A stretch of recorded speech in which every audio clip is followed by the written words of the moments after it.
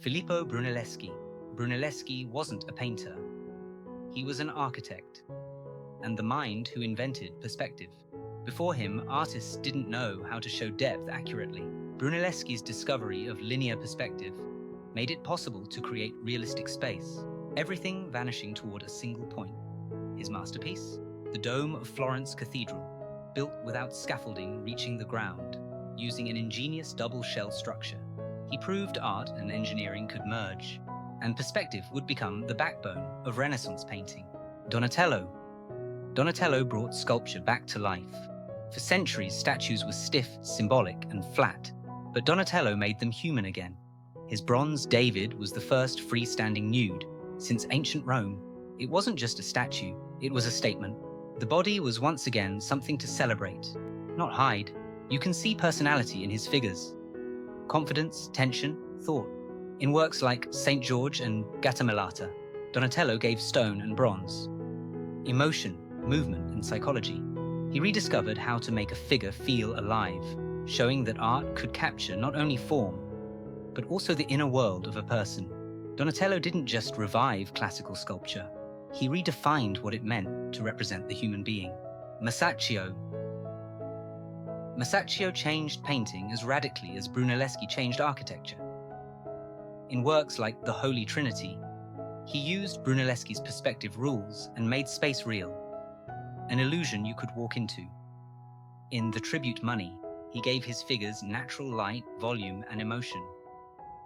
Masaccio died at 26, but his short career became the foundation for every painter that followed, from Botticelli to Michelangelo.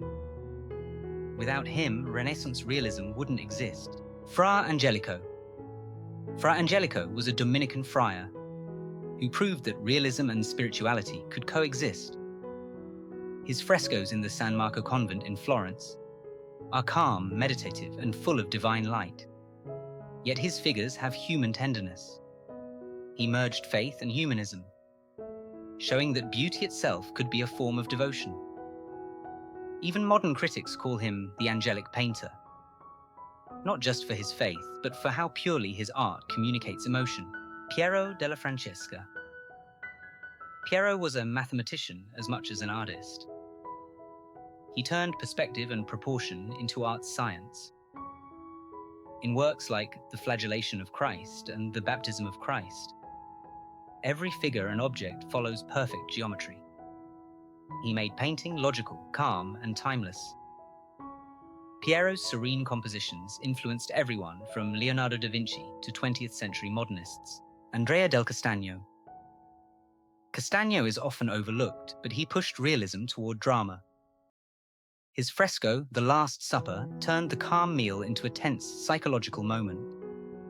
His figures are solid, muscular, foreshadowing Michelangelo's style.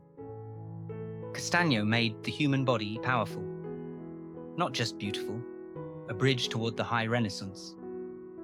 Sandro Botticelli. Botticelli brought elegance and imagination back into a world obsessed with perspective. His The Birth of Venus and Primavera revived classical mythology with grace and symbolism, blending realism with poetry.